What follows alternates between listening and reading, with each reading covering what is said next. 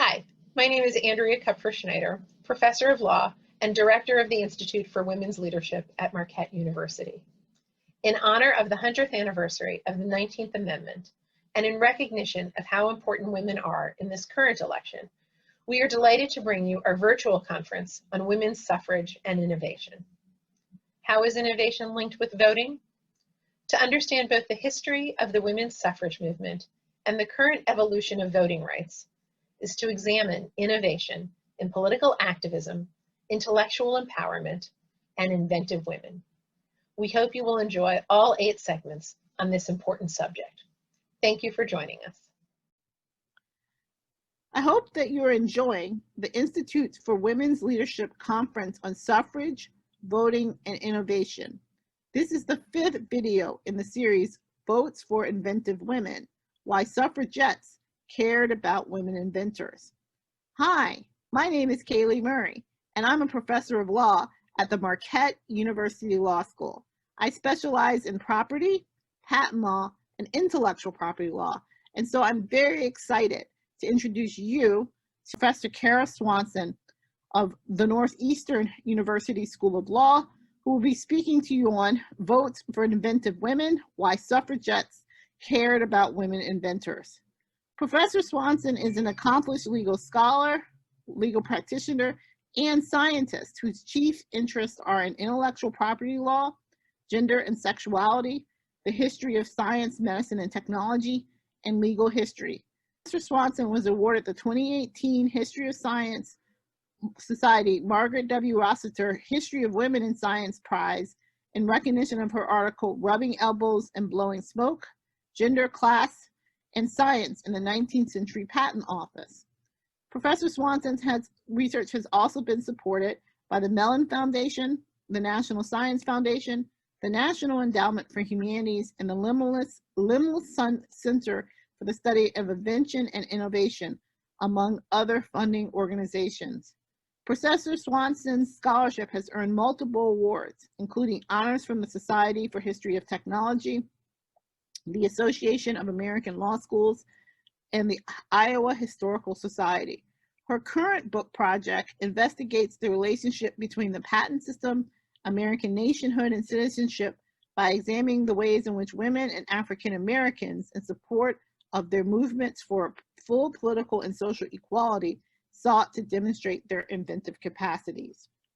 In addition to her numerous publications in law review and peer-reviewed journals, Professor Swanson published a book on property in the human body in 2014, in which he uses the history of law and medicine to explore contemporary debates in the use of body parts. That book, Banking on the Body, The Market in Blood, Milk, Sperm, and Modern American, was published by the Harvard University Press. She was selected as the 2020 Arthur Maletta Distinguished Fellow by the Limless Center for the Study of Invention and Innovation at the Smithsonian Museum of American History to support her project, Inventing Citizens, Race, Gender, and Patent. We are so excited to welcome Professor Kara Swanson to this conversation. Hello, I am Professor Kara Swanson of Northeastern University in Boston, Massachusetts, and I have been studying why the women suffragists of the 19th and early 20th centuries cared about patents. 2020 is the 100th anniversary of the ratification of the 19th Amendment to the United States Constitution, the amendment that granted women the right to vote, a right that they had been demanding since the U.S. Constitution was first ratified over 100 years earlier. Throughout the United States, including in Milwaukee, women persisted, and after a hard, multi-generational fight, finally won this significant right. But what does access to the ballot box have to do with patents and invention? In this brief presentation, I'm going to show you that the suffragists saw a connection. They used that connection as part of their campaign to convince those who had the vote, men, that women had the ability to exercise the franchise, and that the connection between inventive ability, female inventors, and the patent system remains important as we think about women's continuing fight today for legal equality and also economic and social equality.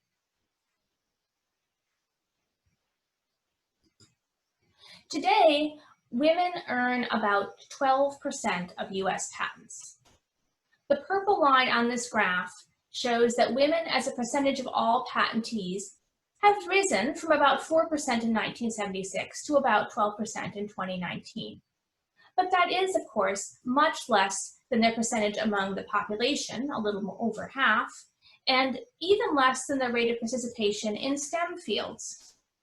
Even though women, for example, are approaching 50% of the positions in biological and life sciences, the purple line on this graph, their rate of invention, the green line, even in this area lags far behind that of men. I think this is not just a patent gap between men and women, but a patent chasm. And this gap represents a loss for the United States. One 2017 study, for example, suggested that the underrepresentation of women and inventors from the Black, Indigenous, and people of color communities is so severe that it's cutting the potential rate of innovation in the United States by 75%. This gap also represents a loss for women's economic equality. Access to the patent system is a way of accessing wealth through commercialization of innovation. What I learned from suffragists in my historical research, however, is that there is something additional at stake. The gap between women and men in patent rates has consequences in terms of the public perception of female ability. Well, that seems obvious. When a group isn't seen doing something, it is easier to claim that they can't do it, that women can't be lawyers, for example. And when they do it, become lawyers, well, public perception shifts. And a woman lawyer might even be nominated Vice President of the United States. Patents granted to women show that women could invent. But what is not so obvious to us, but was clear to earlier women's rights activists, is that patents granted to women have consequences related to the perception of women's ability to participate in the civic sphere, as well as in the technological and economic spheres. For example, to the right to vote. So I'm going to start by giving you some examples of how suffragists in the late 19th century used patents to shift public perceptions about female ability. Then I'm going to explain why they focused patents and inventive ability to show that women had what it takes to be voters and full civic participants. Then I'll conclude by suggesting how this history ties to the continuing efforts to promote female equality and empowerment. So I want to start by taking us back to 1870. In 1870, the women's rights movement was regrouping. The women, including this woman, Matilda Jocelyn Gage, who had begun working for women's rights in the 1850s, had taken a break during the Civil War. Not a break from activism, but a break from women's rights activism. These activists then saw their hope for what they called universal suffrage dashed when Congress inserted the word male in the Constitution for the first time with the 14th Amendment in 1868. And then went on after a big fight to enfranchise Black men, but not women, with the 15th Amendment in 1870. And by the way, this is the 150th anniversary of that significant amendment. During the fights over these amendments, the women's rights movement had splintered, with some white women, including Gage and her colleagues Elizabeth Cady Stanton and Susan B. Anthony, embracing white supremacist politicians and arguments in their anger that Black men might receive the vote before white women like themselves. All women's rights activists, Black and white women and men, rethought the aims of their movement at this time, which had always focused on all aspects of women's equality, and decided to focus on the vote, forming the first suffrage associations, including the National Women's Suffrage Association. Gage was a co-founder of that association and also of the affiliated state society in New York, where she lived. And in 1870, that brand new New York State Suffrage Society decided to spend some of its limited resources and publish as its first suffrage tract, that is pamphlet, Woman as Inventor, written by Gage. Gage's booklet, this little pamphlet, was a feminist history of technology, telling stories of invention from around the world, from antiquity to the present, focused on women as technology creators, from the development of silk in ancient India to weaving straw hats in the 19th century United States. In her book, in this little booklet, Gage even made the bold claim that Eli Whitney's cotton gin, perhaps at the time the most famous patented invention in the United States, had been invented by this woman, plantation owner and enslaver Catherine Greene. Gage claimed that Greene gave her idea to Whitney and allowed him to patent it because Greene was afraid she would be ridiculed if it was known she had invented. Now, as an aside, I have to add that there is no documentary evidence to either prove or disprove this claim. And some of you may have heard of another oral tradition that an enslaved Black laborer on Greene's plantation was the inventor of the gin, a claim that also can be neither proved nor disproved by documentary evidence, but is equally plausible. I told you a few minutes ago that in the 21st century, women don't get patents very often, right? 12% of all patents. Well, in 1870, Gage was living in a world in which the common wisdom was that women could not invent. They were biologically incapable of it. Educated people asserted, and asserted in writing, that women had never invented, and that the gap between men and women in invention and patenting was unclosable. So in claiming the cotton gin as a female invention and writing a feminist history of technology, Gage was making radical claims. Her pamphlet and subsequent efforts by Gage and other suffragists were aimed at overturning the common wisdom, persuading people that the woman inventor was not an oxymoron, that she actually did exist. And these suffragist efforts to demonstrate female inventiveness did not stop with writing history. Increasingly, Gage and her fellow activists used patents, and they were helped by the World's Fair mania that gripped the United States. The first successful World's Fair in the US was held in 1876 in Philadelphia. There, millions of Americans viewed models and machines of inventions patented by women. The white middle-class women who organized a display of women's work in the Women's Pavilion, which included 79 inventions by women, were not themselves suffragists. They were focused on the economic aspects of patents. They wanted to show, they said, to the mass of women laboring by the needle and obtaining only a scanty subsistence, the opportunity to see what women were capable of in the race for useful and remunerative employment. In other words, these women knew there was a gap in wages and wealth between men and women and saw invention and patenting as a way to close that gap. The 79 women who displayed their inventions at the fair, many of whom sought and obtained patents, were focused on making money. Unlike the mostly married organizers, they tended to be single women, unmarried or widowed, trying to support themselves. In the display of women's inventions, though, the suffragists came to the fair, and Gage was one of them, saw something additional and seized the chance to use this display to convince skeptical Americans that women could, in fact, invent. Gage published newspaper articles about the patented bricks, collapsible furniture, medical appliances, and washing machines on display in the Women's Pavilion. Another white suffragist, Phoebe Hannaford, declared grandly in a book about women's accomplishments, "The question is sneeringly asked sometimes, can a woman invent? The great Centennial Exposition answered the question satisfactorily."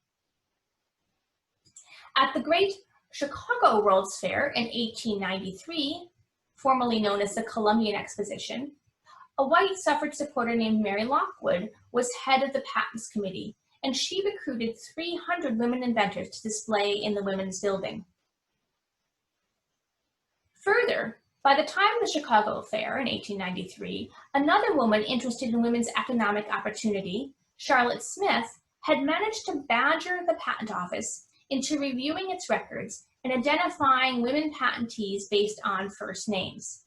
This, by the way, is the same way the Patent Office counts women inventors today and is always an exercise in undercounting and guessing. But this first attempt resulted in an official list of women inventors to whom patents had been granted, published in 1888. Here, were over 5,000 patents granted to women, as one newspaper called them at the time, each a witness to women's ingenuity. And the Chicago exhibit in the Women's Building included the list itself, emphasizing not just the actual inventions the visitors saw at the fair, but the sum total of American women patentees since 1790 as evidence that women were inventive. Now, by now, you're probably wondering, but why? Why did the new Suffrage Association publish Woman as Inventor as its first suffrage tract? Why did suffragists publicize how many women had received patents since 1790? And want the American public to believe that women could invent things as significant as the cotton gin? As I asked on my first slide, why did suffragists care about patents? Well, one reason was that patents were there, or more precisely, female patentees were there. The woman activists were facing anti-suffrage arguments steeped in religion and science that said that women were inferior in all respects, not suited to higher education, to the workplace, or to the rough and tumble of politics and the public sphere.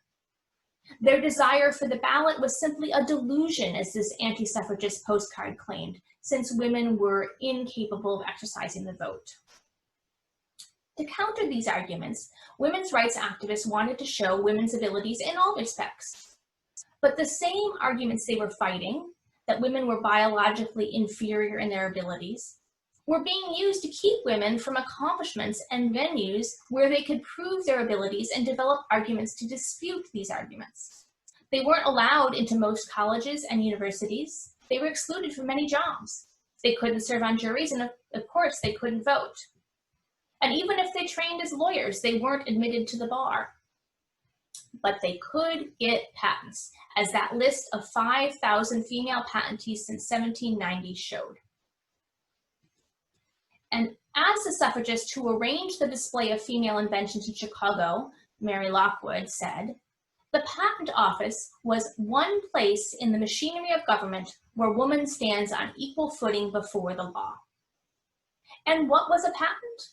Well, according to the US law, each patent granted to a woman was certification by the federal government that the named inventor had originated a new, useful, and non-obvious invention, which technically trained examiners, almost all men, had considered against the sum total of human innovation, at least supposedly, and found to be something not before known.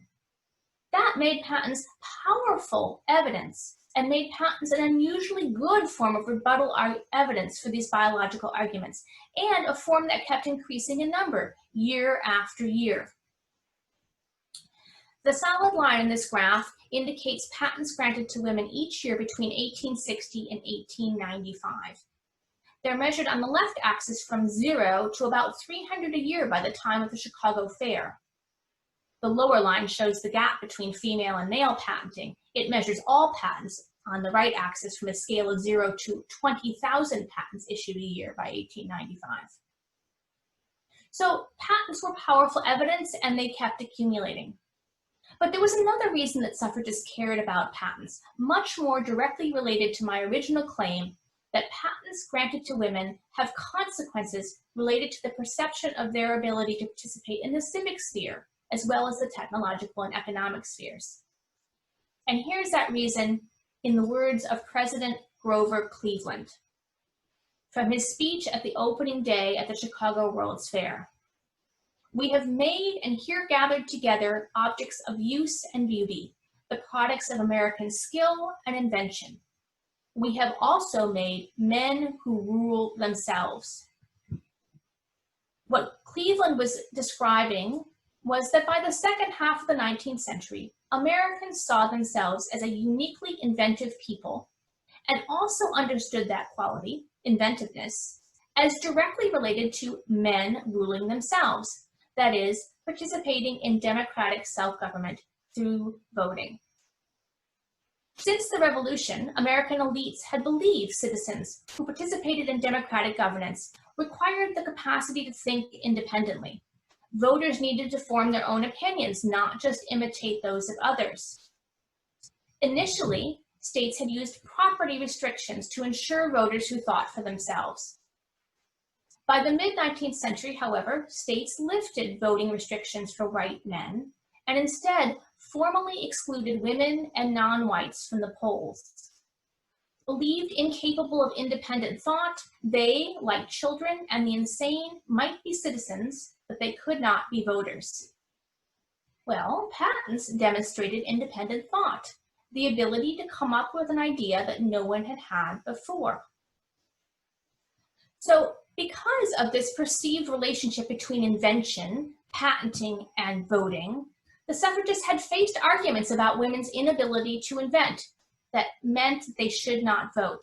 In their Suffrage Journals, and these are some quotes from Suffrage Journals, the women explained that these arguments, women cannot invent and therefore should not vote, were part of what they were trying to rebut and could be knocked down effectively by showing patents. The direct link in American political thought between patents as certification of inventiveness and independent thought and voting, and the fact that women could and did get patents, made patents powerful political weapons in this fight for civil rights. That then is why the suffragists cared about patents. Why should we? Women, after all, have had the vote for 100 years. Well, because even as our rate of patenting, the US now grants hundreds of thousands of patents a year, even as our rate of patenting has increased and our technology has changed and women's legal and social and economic position has changed, some things remain the same. We in the United States still like to think of ourselves as a uniquely inventive people, and while the ability to invent is no longer tied explicitly to the right to vote, it is tied to our concept of the ideal American and the ideal citizen. Patents as proof of inventiveness still matter to public perceptions of who is suited to participate in the civic sphere.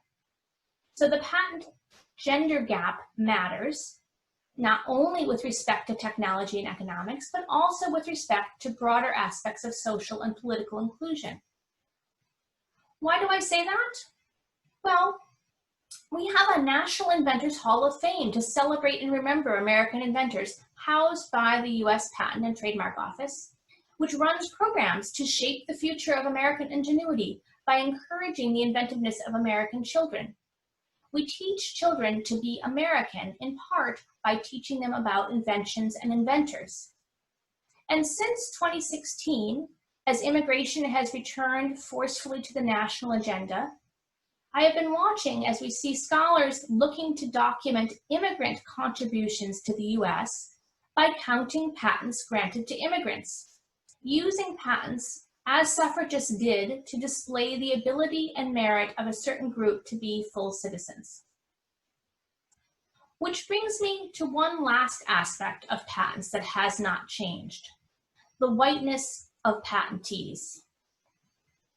The displays that the white suffragists curated in Philadelphia and Chicago did not include any inventions patented by Black women. The woman inventor whom white suffragists introduced to the world was a white inventor. Black women attempted to counter this portrayal. In Chicago, tucked into one case in the huge women's building, that the Black women were allowed to fill and curate with an African-American display. And in that case, there was the only patented invention credited to a Black woman at the fair: a pastry fork invented by Annie Mangan of Woodside, New York. This exclusion of people of color, including Indigenous Americans and Latinx Americans, has continued to the present. That is, their exclusion from the patent system. We don't have very good data on this point, as the Patent Office did not and still does not collect demographic information from patent applicants. But one recent study suggests that only 0.4% of patents in the United States are being granted to Black Americans. Another chasm that needs to be addressed as part of efforts for civic as well as technological and economic equality. Thank you very much for listening to Why Suffragists Cared About Patents. On behalf of the entire Planning Committee, I'd like to thank you for joining us today. Please check out the other segments of our conference on our website. And please do let us know how you utilized the resources provided. Our feedback form and email address are also located on our website. We'd love to hear from you. And of course, remember to vote.